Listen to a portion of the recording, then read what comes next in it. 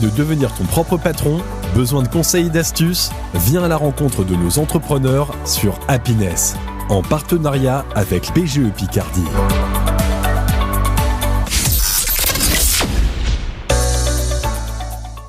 Salut William. Salut Clément. Comment tu vas? Écoute, ça va très bien, même s'il pleut. Alors, on s'adapte, le soleil va revenir, t'inquiète pas. Ouais. Ce que je te propose pour commencer, pour qu'on fasse connaissance dans cette émission, Oui. c'est que tu as quelques cartes à côté de toi. Tu vas en piocher une, celles qui sont juste... Ouais, t'en pioches une au hasard. Ok, je vais prendre celle-ci. Ouais. Et l'idée, c'est que tu répondes à cette question pour qu'on en sache un peu plus sur toi. Ok, donc la question, plutôt intuition ou raison? Pourquoi? Je dirais plutôt raison, puisque effectivement je fais les choses avec le cœur et de façon rationnelle dans tout ce que je fais, que ça soit dans ma partie privée ou dans le travail. C'est la raison qui l'emporte en ce sens. Ok. Tu le fais avec passion et puis t'es quelqu'un qui est animé, on en reparlera tout à l'heure. Donc voilà, je pourrais développer un peu plus sur ta thématique de après, cœur, ouais. on y reviendra juste après. Est-ce que tu peux te présenter en quelques mots? Bien sûr, donc je m'appelle William, donc j'habite à Compiègne, je suis salarié dans le social, donc en tant qu'éducateur spécialisé, et à côté, je me suis lancé dans l'investissement immobilier. Voilà, donc c'est quelque chose qui me prend un peu de temps, mais j'arrive à allier justement mon côté salarié et le côté investissement que je fais à côté.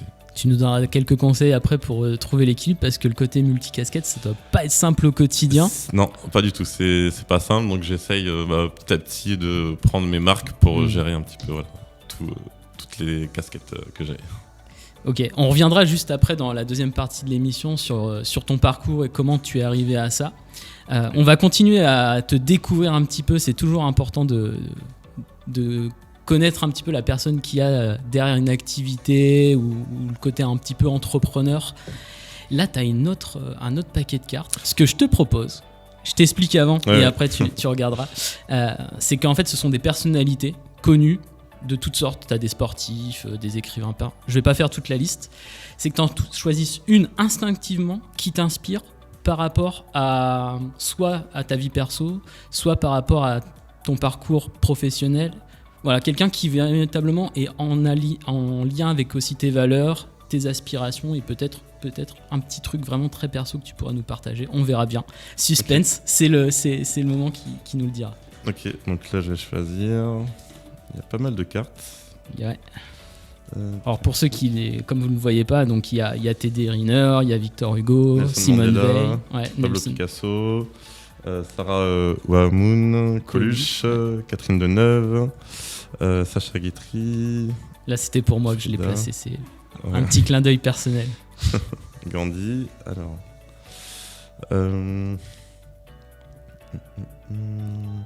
c'est pas facile parce qu'effectivement, là j'en vois 3 qui pourraient effectivement me correspondre. Lesquels? Donc le Teddy Riner, ouais.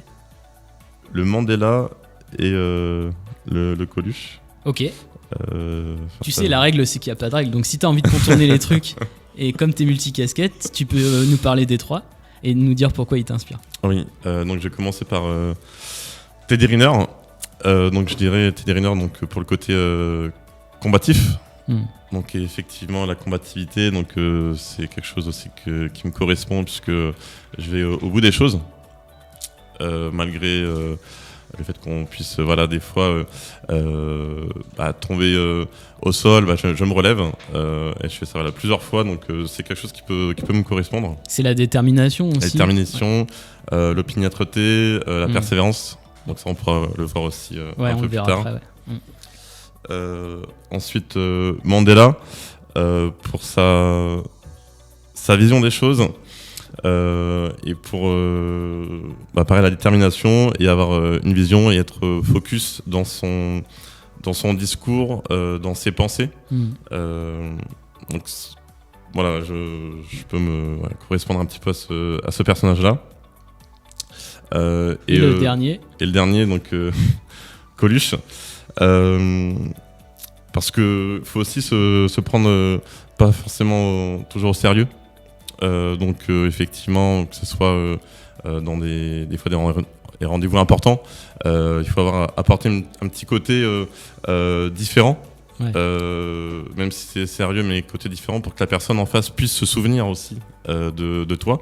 Donc je trouve que Coluche, c'est quelque chose qui correspond bien à ça, puisque effectivement dans son combat, il dénotait un petit peu. Et donc moi je me retrouve en lui, puisque effectivement je fais des choses des fois qui sont pas toujours dans la mouvance de ce qu'on peut voir. Donc effectivement c'est quelque chose qui peut me correspondre. Mais après, il y avait aussi tellement d'autres personnages, mais déjà les trois là. Oh, mais c'est un beau mélange et ça nous évoque pas mal de choses sur toi. Et puis aussi, pour la thématique de l'émission, je pense que les entrepreneurs peuvent s'y retrouver. Là, avec Coluche, tu as parlé aussi du pas de côté, le fait que dans certaines situations, c'est de sortir un peu du lot. C'est pas toujours évident. De se dire que, en fait, tu peux être dans, par exemple, les événements réseau là, entrepreneurs où tu connais personne et tu vois qu'il y a des petits groupes, etc. Comment je vais m'intégrer là-dedans c'est ça. Et intéresser en fait finalement. C'est ça. En fait, t'es un peu le mouton noir qui vient dans le troupeau des moutons blancs. C'est comment t'intégrer et quelle démarche faire pour entrer dans le groupe. Et t'as un petit truc pour ça d'ailleurs? Alors moi j'ai un petit truc, donc c'est au niveau vestimentaire. Okay. Je porte en fait toujours des mocassins rouges. Donc c'est un élément très différenciant, que ce soit dans les apéros IMO, les échanges entre entrepreneurs ou les rencontres entrepreneuriales. Je porte toujours des mocassins rouges, souvent accompagnés d'un pantalon blanc. Et après, en fonction du temps, une veste en cuir ou voilà, après ça dépend. Mais voilà, toujours les mocassins rouges pour qu'on puisse me repérer et qu'on se dise tiens, cette personne-là, c'est celui qui parle IMO, qui était dans l'investissement et comme ça, il y a toujours cet élément différenciant que les autres n'ont pas forcément et qui est bien flashy. Ouais, hyper intéressant. Alors ça, je le recommande souvent aux entrepreneurs que je rencontre d'avoir un petit accessoire aussi en lien avec son identité et puis qu'on se rappelle finalement de toi. Et on est en plein dedans. C'est marrant, les chaussures rouges, ça fait penser à je sais pas si t'as vu la série Young Pop. Non, bref, c'est le pape qui porte les chaussettes rouges et les chaussures rouges.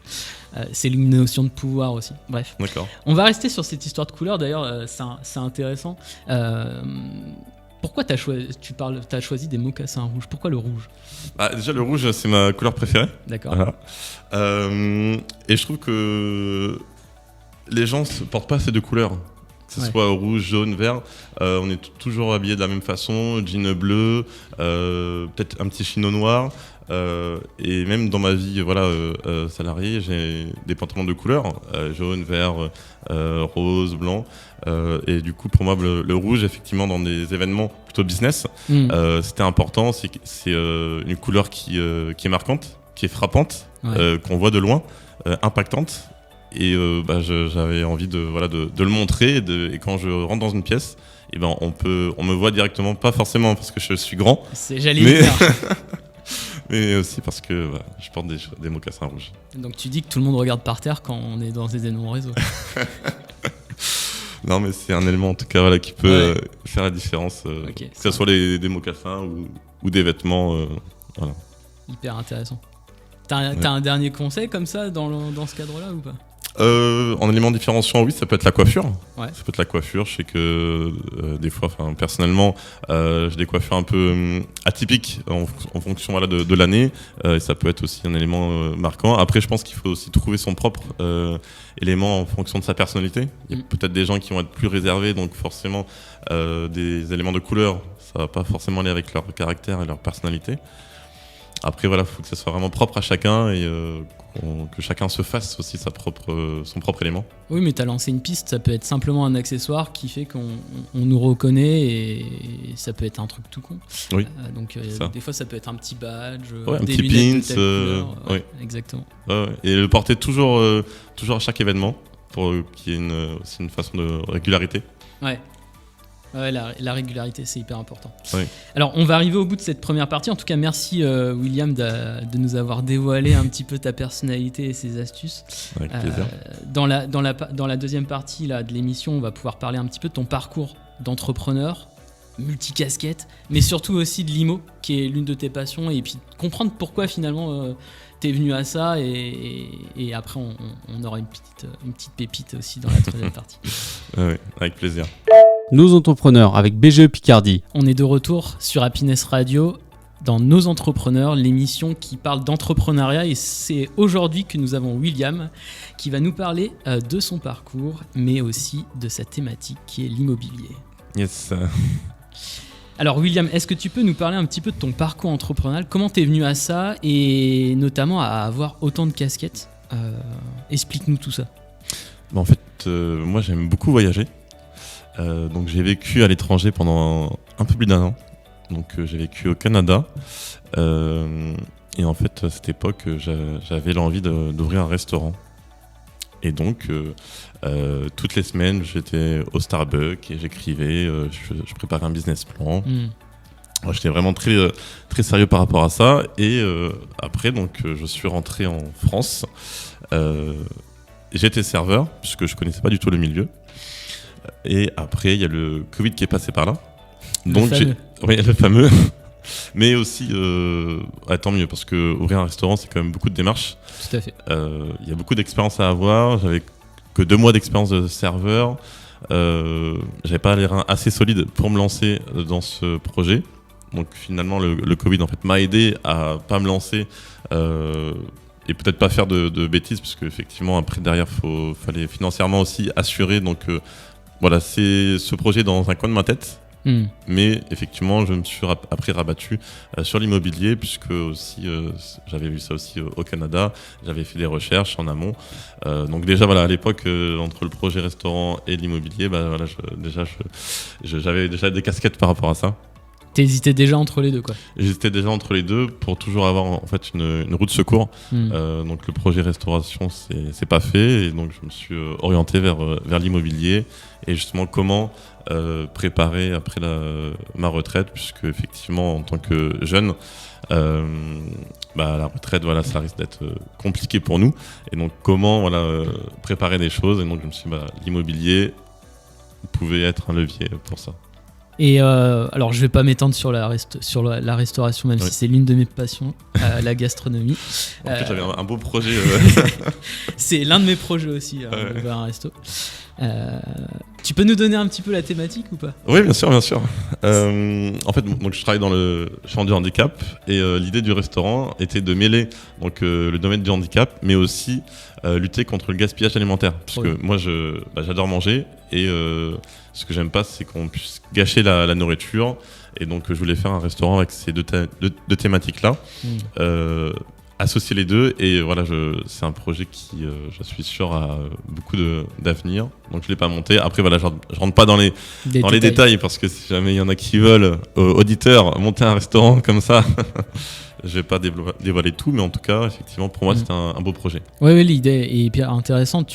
Tu combines en fait effectivement le côté restauration, on va dire, dit classique, avec finalement de l'économie sociale et solidaire, et la réinsertion aussi, et puis le côté développement durable qu'on entend de plus en plus aujourd'hui. Oui, tout à fait. Donc le gaspillage alimentaire, c'est un gros sujet. Oui. Donc ça me parle, je connais, ma conjointe travaille dans une entreprise qui s'appelle les Compagnons du Compost, et ils travaillent sur le gaspillage alimentaire et la revalorisation des biodéchets. D'accord. Donc c'est un sujet qui me parle à 200%. Mais en tout cas, même si t'as pas mené à bien ce projet, on va dire ça comme ça a été une expérience qui t'a permis d'apprendre pas mal de choses. Tout à fait. J'ai pu réaliser justement un business plan. J'ai pu me dire tiens, pour faire de la restauration, il faut que je connaisse le milieu. Donc du coup, j'ai fait une démarche quand je suis revenu du Canada pour être serveur, alors que je ne connaissais absolument rien. Donc j'étais dans un restaurant gastronomique, d'ailleurs qui se situe sur Compiègne, 2 mois. Et après, il y a le Covid, etc. Mais en tout cas, j'étais à fond dans ce process de connaître un petit peu le milieu pour après lancer ce projet. C'est hyper intéressant, parce qu'en soi, tu t'es pas dit, tiens, le projet, l'idée, elle est géniale, je vais aller chercher des fonds parce que mon business plan, il est carré, il est parfait. Non, t'as été sur le terrain pour te rendre compte de la réalité, Oui, effectivement, j'étais sur le terrain puisque, comme je dis précédemment, vraiment, je fais les choses vraiment à fond.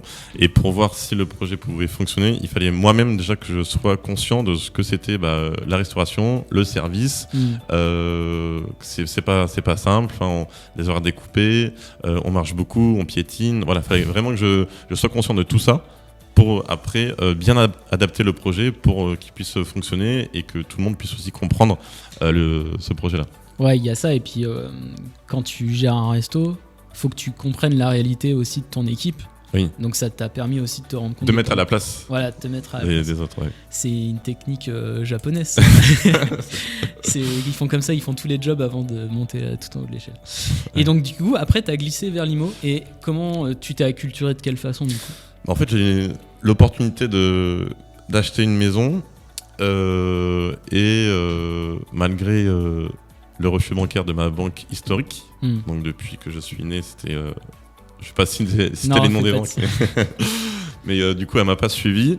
Et donc j'ai dû aller dans une autre banque pour qu'elle puisse me suivre et acheter donc, cette maison où je suis... En fait, c'est ma résidence principale. Donc ça a commencé de là, en fait, par la résidence principale pour après, effectivement, évoluer dans l'investissement immobilier. Et donc, en gros, c'est parti d'une initiative personnelle où là, tu as eu un déclic, tu t'es dit, attends, ça, je pourrais aussi en faire profiter d'autres.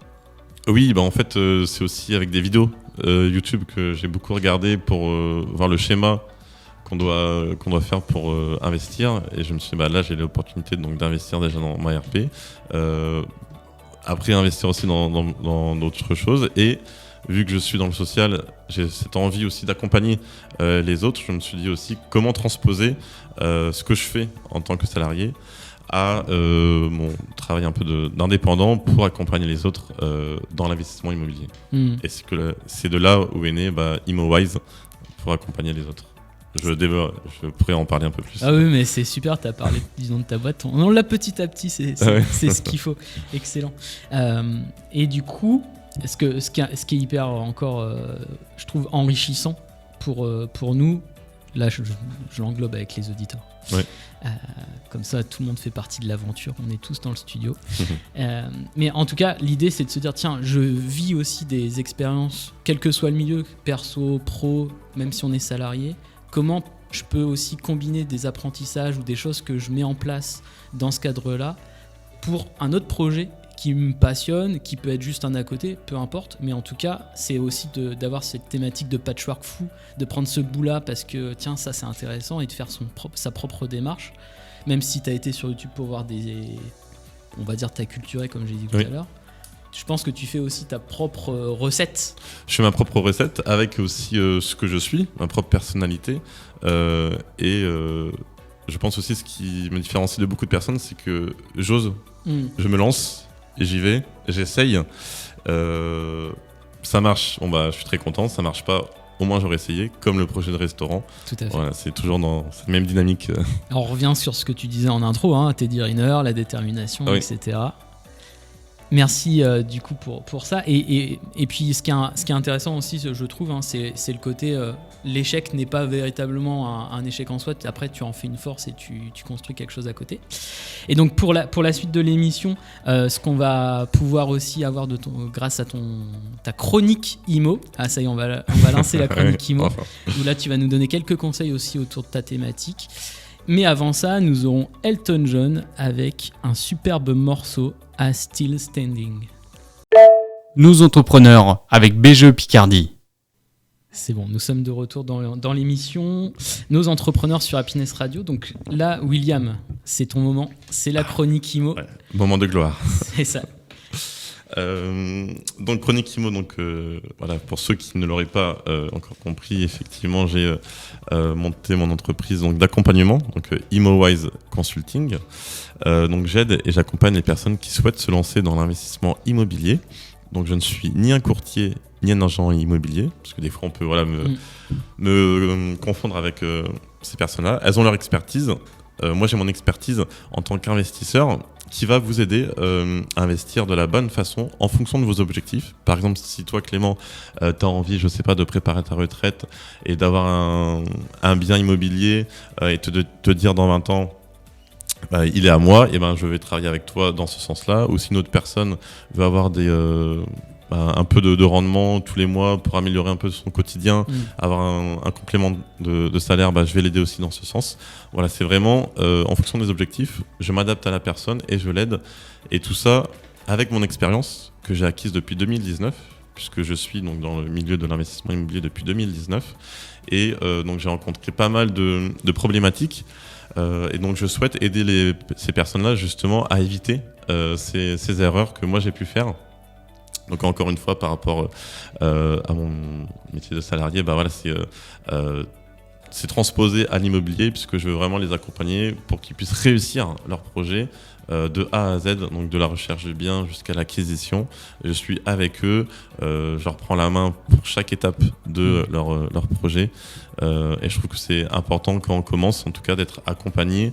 Ça évite de faire des grosses erreurs. Et là, c'est pas une erreur de quelques euros, c'est des erreurs de plusieurs milliers d'euros qu'on peut faire parce qu'on a choisi un mauvais artisan, parce qu'on a choisi un mauvais locataire qui ne va pas payer, parce qu'on n'a pas regardé son assurance emprunteur, parce qu'on a fait confiance à l'agent immobilier qui a dit que le bien, il n'y avait pas de travaux, et quand on l'achète, finalement, on voit que il y a de la mérule ou que le bien est pas en état et il faut faire énormément de travaux qui n'étaient pas prévus de base. Donc voilà, tout ça, je suis là pour justement aider ces personnes à faire le bon choix. Oui, il y a plein de questions à se poser par rapport effectivement à ce projet de vie, parce que souvent c'est aussi un projet de vie, c'est pas quelque chose qui est évident et qui peut même faire peur, je pense, l'investissement immobilier. On se dit, j'ai envie, mais comme là t'en as donné un indice, la peur de se faire avoir par un agent immobilier. Oui, par exemple, après, je vais pas taper sur les agents immobiliers, mais il y a d'autres problématiques, mais effectivement, ce qu'on appelle dans le jargon les croyances limitantes, c'est qu'on pense que c'est pas accessible, alors que c'est pas réservé, en tout cas pour l'investissement immobilier, c'est pas réservé aux personnes qui sont riches ou qui ont eu des héritages. Une personne qui gagne 1500, 1600 euros, c'est possible, bien sûr. Après, il faut voir la situation, s'il y a de l'épargne, si elle gère bien ses finances, etc. Mais en tout cas, n'ayez pas de limites et de croyances par rapport à ça. Tout le monde peut se lancer, il faut juste faire les bons choix. Il faut mettre en place des stratégies qui permettent, d'ici quelques mois, de pouvoir après chercher un bien et aller démarcher après les banques pour trouver un financement. Il y a beaucoup de personnes qui me demandent si c'est la bonne période pour investir, avec tout ce qui se passe les signes noirs. Dans le monde. Exactement, oui. Pour moi, il n'y a pas de bonne ou de mauvaise période, mais effectivement, cette période-là, c'est vrai que ça peut être compliqué, mais justement, dans des périodes de crise, on peut trouver des opportunités. Et il y a une petite citation que j'aime bien dire, donc je vais vous la dire. Donc, c'est: en temps de crise, les gens intelligents cherchent des solutions, les gens imbéciles cherchent des coupables. Donc voilà, après, vous faites votre propre analyse de cette Alors, petite citation. Alors, si c'est une citation, t'as l'auteur. Dommage. Non. Mais après, j'en ai une autre avec Okay. un auteur. Mais effectivement, donc, ce que ça veut dire, c'est qu'il faut profiter des opportunités, puisque après, ça risque d'être compliqué par la suite. Là, il y a des biens peut-être qui vont être un peu moins chers, parce qu'il y a la crise immobilière, parce qu'il y a les guerres. Donc, si vous avez la possibilité, allez-y, puisque les gens auront toujours besoin de se loger. C'est un besoin primaire. Donc, par rapport à ça, c'est vrai qu'on peut déjà être rassuré sur ce point-là. Après, les banques auront toujours besoin aussi de faire des financements. La Banque Centrale Européenne, notamment, va continuer à imprimer la planche à billets. Les banques vont toujours aussi financer pour que l'économie aussi puisse tourner, pour qu'il y ait des acheteurs et des vendeurs. Enfin voilà, c'est un cycle. Et je pense qu'il faut pas écouter forcément ce qu'on nous dit à la télé. Il faut savoir faire son propre avis. Peut-être que j'ai tort, mais en tout cas, ça c'est mon avis. Vous, en tant qu'auditeur, vous pouvez justement faire vos propres avis et votre propre opinion en recherchant un petit peu sur Internet et en regardant un petit peu ce qu'il y a. Et par où on commence du coup si on a envie d'investir dans l'immobilier? Quels sont peut-être les 3 points clés par lesquels on doit commencer pour se lancer dans cette belle aventure? Déjà avoir des comptes qui sont ouverts, okay. ne pas avoir ne pas être dans le négatif. Vous avez beau gagner 5 000 €, mais si à la fin du mois, vous êtes à moins 500, ça c'est quelque chose qui ne passe pas auprès de la banque. Oui, c'est ce que tu disais tout à l'heure, même si on a un revenu qui peut paraître modeste et on se dit, en fait, par rapport à mon revenu, c'est pas possible d'investir. C'est pas nécessairement la bonne réponse, c'est plutôt de se dire comment je gère mes finances. Exactement. Plutôt.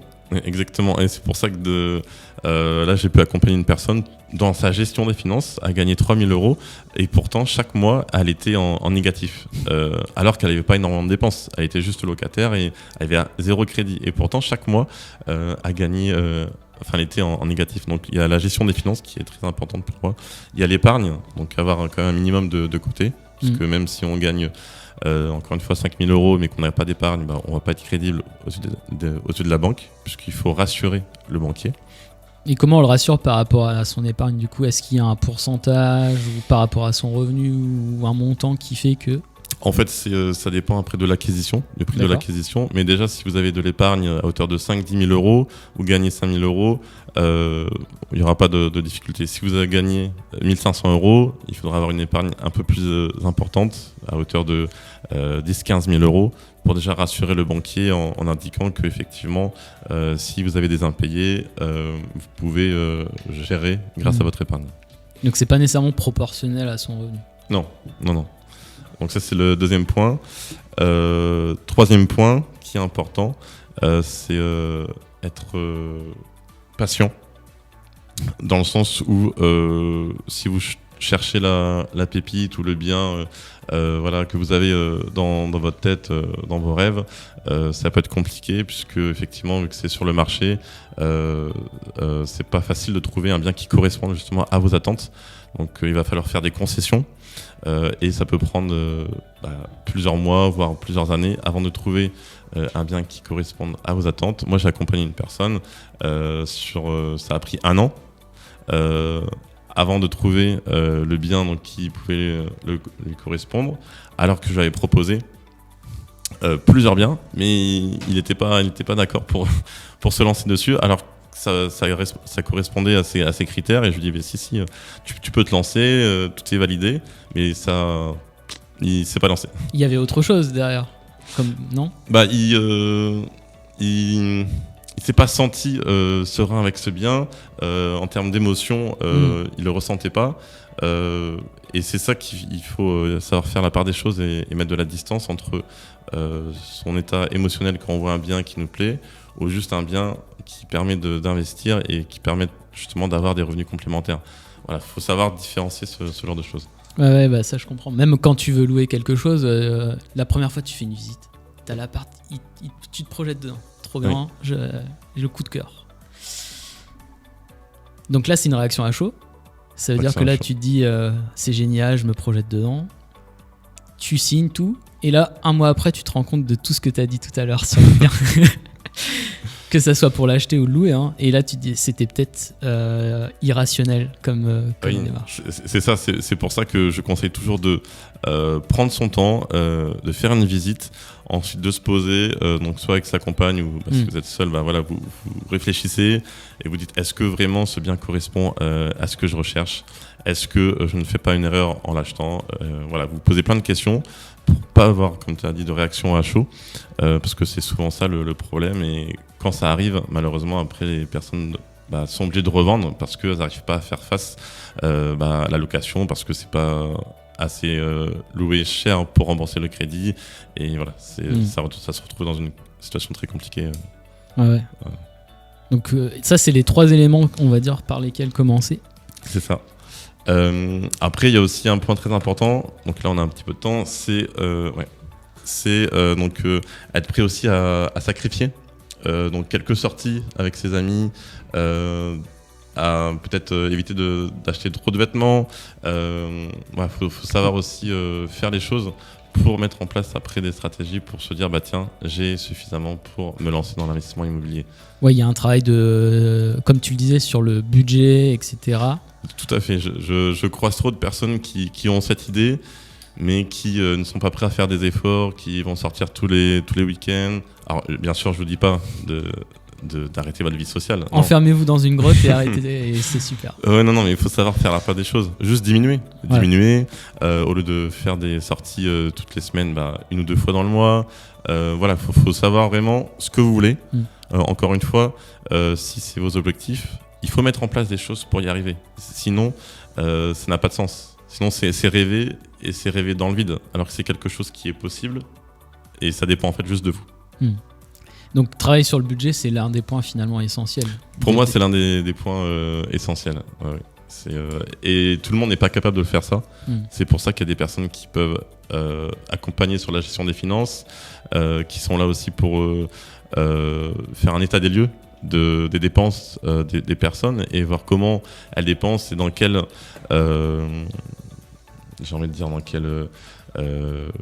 domaine elles vont mettre leurs dépenses. Donc c'est travailler sur ces domaines-là, pourquoi elles ont besoin de plus de vêtements, pourquoi elles ont besoin de ci, et petit à petit on arrive à réduire en fait leur capacité à dépenser dans ces domaines et du coup à mettre plus d'argent de côté pour leur projet. Mais c'est un véritable travail avec la personne et aussi psychique, puisque faut rentrer dans le cerveau de la personne pour essayer de comprendre pourquoi elle fait autant de dépenses et pourquoi on peut justement et comment on peut l'aider à réduire.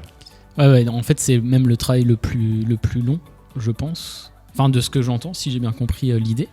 Et puis, finalement, ils viennent pas pour ça au départ, quand ils viennent te voir. Oui. Et tu les amènes vers ça, qui va leur apporter beaucoup plus que ce qu'ils espéraient, puisque, en fait, mon objectif initialement, quand je vais te voir, c'est de pouvoir investir sereinement sur un projet IMO, que ça soit pour louer ou pour moi. Et puis, en fait, derrière, tu vas me permettre de travailler sur ma relation à l'argent, ma gestion de mon budget, etc., qui va avoir finalement un impact sur plein de choses. Oui, et puis du coup, c'est un domaine aussi du développement personnel. Je rentre un petit peu dans le cerveau des personnes, dans leur habitude. Et ça, c'est pas donné à tout le monde de rentrer du coup dans leur habitude des gens, puisque c'est quand même intime. Et là, on me laisse pénétrer dans ça, donc c'est quelque chose qui est important. Oui, il y a une relation de confiance à instaurer. Et donc ça... comment tu arrives à amener la personne à ça Parce que je pense que comme elle a une demande de départ, c'est pas si simple de l'aborder. En fait, je pose beaucoup de questions. Je pose beaucoup de questions pour justement, après arriver en entonnoir, pour lui dire, vous voyez, effectivement, on voulait faire ci, ça et ça, mais il y a des points bloquants que nous devons travailler. Est-ce que vous êtes OK pour qu'on puisse travailler ensemble et que je puisse justement... aller approfondir ces points-là avec vous. Alors des fois, effectivement, ça ne marche pas toujours, puisque forcément, c'est délicat de rentrer dans la trésorerie des gens. Mais encore une fois, je rappelle pourquoi vous êtes là. Qu'est-ce que vous voulez faire et comment moi, je peux vous aider. Et pour ça, il faut que j'arrive à débloquer des points bloquants. Oui, c'est les pensées limitantes et de glisser vers l'essentiel, et finalement c'est ton budget, et si tu veux investir sur quelque chose qui va avoir un impact par rapport à ton quotidien, et il faut faire des efforts et du coup, comprendre. Comme tu dis, en fait, c'est déjà investir, avant d'investir sur autre chose, c'est investir sur soi. Tout à fait. Ça, c'est quelque chose qu'on peut retenir sur cette petite chronique. Merci beaucoup, William. Pour tes conseils précieux sur l'immobilier. On en reparlera à d'autres émissions, en tout cas de l'IMO et de tes conseils. On va pouvoir faire une petite pause musicale avec les Black Eyed Peas. I Got a Feeling. Nous entrepreneurs avec BGE Picardie. On entame la dernière partie de l'émission de Nos entrepreneurs avec William. Alors cette fois-ci, c'est le grand plongeon. Est-ce que tu es prêt pour ton pitch ? Yes, on va tout faire pour que ça se passe bien. Tu veux que je lance le chrono ? Allez, c'est parti. Respire 30 secondes, tac. Allez, c'est parti. C'est parti. Donc, ImoWise Consulting, donc, comme j'ai expliqué tout à l'heure, c'est donc une entreprise qui accompagne et aide les personnes qui souhaitent se lancer dans l'investissement immobilier. Donc de façon concrète, c'est pas les vidéos YouTube que vous pouvez rencontrer où vous avez plein de solutions qui vous seront proposées. Là, je suis vraiment avec vous, je vous accompagne pas par pas, je vous prend la main pour faire les visites, pour aller chez le notaire, pour trouver des artisans. Je vous mets à disposition mon réseau d'artisans, mon réseau de banquiers si vous avez besoin. Je suis avec vous et je vous explique mon expérience que j'ai pu vivre pour que justement vous puissiez éviter les erreurs. Donc il y a différents accompagnements, mais effectivement le plus simple, c'est l'accompagnement global, donc de A à Z, qui vous permet justement de trouver un bien jusqu'à l'acquisition, et je vous accompagne sur chaque étape de l'investissement. Donc je ne suis pas un agent immobilier, puisque l'agent immobilier, lui, va chercher les maisons et va vendre après son produit. Je suis ni un courtier, puisque le courtier va chercher le financement. Moi, je suis coach en investissement immobilier. Je vous accompagne sur cette partie. Dans l'investissement immobilier, c'est vraiment la nuance qu'il faut saisir, parce que souvent on me confond entre agent immo ou courtier, alors que pas du tout. Je suis juste un investisseur qui cherche à mettre à disposition ses connaissances et aider les gens à faire les bons choix et ne pas se faire avoir justement par des personnes qui seraient mal intentionnées. Et je suis assez légitime pour justement vous aider, puisque je suis passé par plusieurs galères avant d'en arriver là où j'en suis avec mon expérience donc dans l'investissement. Donc c'est pour ça que je me suis lancé justement dans l'accompagnement immobilier et que je souhaite mettre à disposition mes connaissances. Donc vous pouvez me retrouver déjà sur les réseaux, donc sur LinkedIn, sur ImoWise Consulting, donc I2MOWISE et Consulting, ou sur Instagram, où j'aime bien publier un petit peu le concret d'une vie d'un investisseur immobilier, donc avec les galères de locataires, avec les artisans où il faut gérer aussi les travaux, voilà, des choses vraiment concrètes qui sont à disposition sur Instagram. Et je vous donne également des astuces pratiques donc sur Instagram, donc c'est I2MO.WISE, ImoWise. Et je vous raconte après voilà un petit peu ce que je fais. Donc là, faut pas hésiter à me contacter sur ces différents réseaux, également sur Facebook, pareil, ImoWise Consulting. Je suis assez réactif si vous avez besoin de, si vous avez des questions, si vous avez juste besoin d'un conseil, voilà, je peux vous répondre par rapport à ça. Tout à l'heure, je parlais de patience. Il y a également la résilience qui est très important à avoir, puisqu'effectivement, souvent on va se lancer. On va se décourager puisqu'on n'a pas trouvé un financement, parce qu'on n'a pas trouvé le bien. Faut savoir aussi accepter, parce que si c'était facile, tout le monde se lancerait dans l'investissement immobilier. Donc je pense que c'est aussi une grande qualité à avoir, la résilience. Tout le monde ne l'a pas. Est-ce que ça peut s'acquérir ? Ça, je sais pas. Mais en tout cas, c'est quelque chose à penser quand on se lance dans ce domaine-là. C'est qu'il faut accepter les échecs et toujours croire en son projet. J'aimerais finir par une petite citation. Cette fois-ci, j'ai l'auteur. C'est le plus important d'avoir l'auteur. Et après, on pourra échanger ensemble, Clément. Donc, c'est une citation qui me correspond, comme avec les petits personnages, Teddy Riner, Mandela et Coluche. C'est une citation que j'aime bien et qui donne vraiment beaucoup de sens, en tout cas à ma personne. Et peut-être que vous pouvez aussi vous retrouver dans cette citation. Je vais vous la lire. La qualité d'un homme se calcule à sa démesure. Tester, essayer, tenter, échouer même sera votre réussite.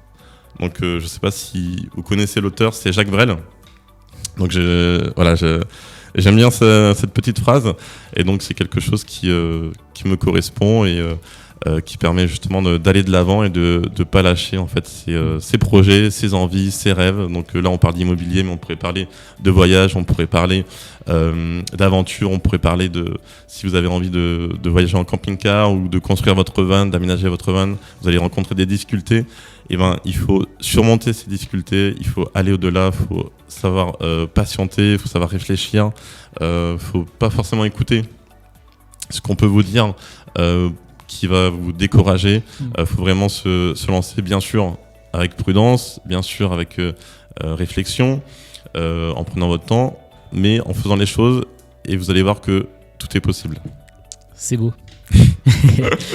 Merci beaucoup, William. Et en plus, tu t'as parlé effectivement de rêve ou de passion, etc. Mais même dans nos envies professionnel, en fait, l'idée c'est, comme tu l'as dit, la ténacité, apprendre de ses erreurs et puis ne pas nécessairement écouter tout le monde.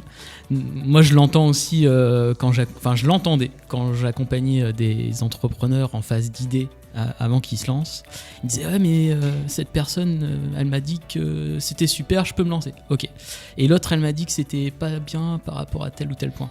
En fait, les personnes les plus dangereuses, j'ai envie de dire, par rapport à nos projets, c'est les personnes qui nous disent vas-y, c'est super, fonce. Parce que ces personnes-là, elles nous servent à rien. Oui. C'est comme si elles te disent prends ta voiture, fonce dans un mur à 300 km/h, ça va être super. Par contre, effectivement, comme tu l'as évoqué, les personnes qui ont un regard critique sur notre projet, quel qu'il soit, sont précieuses parce que toi, ça te permet aussi de travailler finalement sur les retours qu'ils ont apportés, les petits points de vigilance, et de te dire tiens, en fait, je vais la convaincre que sur les points qu'elle m'a évoqués, que en fait c'est un super projet et donc ça te permet d'avancer. Par contre, effectivement, il faut pas se dire si il y a 3 personnes qui me disent ça vaut pas le coup, que je me lance pas. Non, je vais étudier le truc comme tu l'as évoqué en introduction tout à l'heure, et donc merci beaucoup pour ça en tout cas. Et tout ce que tu as évoqué aussi. J'ai juste une question par rapport à ton pitch, on va dire. Oui. Tu as parlé d'accompagnement. Est-ce qu'il y a une durée définie ou est-ce que ça s'adapte en fonction de la personne ? Oui, tout à fait. En fait, c'est la durée d'un achat immobilier donc, qui dure entre 6 et 7 mois. Donc le temps de la recherche du bien, le temps de signer après le compromis, de trouver un financement, de faire les travaux et de mettre en place un locataire, puisque je vous accompagne jusqu'à la mise en place d'un locataire. Donc je vous aide avec des guides pratiques justement que j'ai créés pour réduire justement les risques d'impayés. Donc je ne garantis pas qu'il n'y ait pas d'impayés, mais en tout cas avec ma méthodologie et le guide pratique, vous allez réduire tous vos risques et vous allez pouvoir dormir plus sereinement quand vous allez louer votre logement, puisqu'il y aura tous les garde-fous en amont qui vous permettront justement, s'il y a un impayé, de continuer à percevoir le loyer. Donc c'est cet accompagnement sur 7 mois, le temps d'un achat immobilier où je suis avec la personne, je suis disponible. On fait des entrevues régulièrement, une fois par semaine et plus si besoin, et je suis vraiment à disposition de la personne. Elle peut me contacter tous les jours si nécessaire. Il faut qu'elle fasse aussi ses démarches, puisque comme dans l'accompagnement, moi je ne fais pas à la place d'eux, je fais avec la personne. Donc c'est-à-dire que la personne va chercher de son côté, moi je vais mettre en lien aussi mon réseau, par exemple d'agents immobiliers pour trouver un bien, à trouver un bien, elle va me l'indiquer, on va faire une visite ensemble, par visio ou alors je me déplace. Si c'est un financement, à faire les démarches. Les travaux, à chercher les artisans. Si on n'en trouve pas, je peux mettre à disposition. Voilà, je suis toujours à côté, mais je fais avec la personne. Donc il faut que la personne soit aussi investie dans son projet, et ça c'est très important. Si en face de moi j'ai une personne qui me contacte pour que je puisse l'accompagner, et que je vois qu'elle n'est pas investie, qu'elle n'est pas prête à faire cette démarche, à faire cet effort, je ne vais pas travailler avec elle. Ouais, je comprends. En fait, dès le départ, la condition c'est qu'elle s'engage dans son projet et que toi tu es là effectivement pour l'aider et sécuriser effectivement le parcours et même de réduire un peu sa charge mentale, si j'ai bien compris.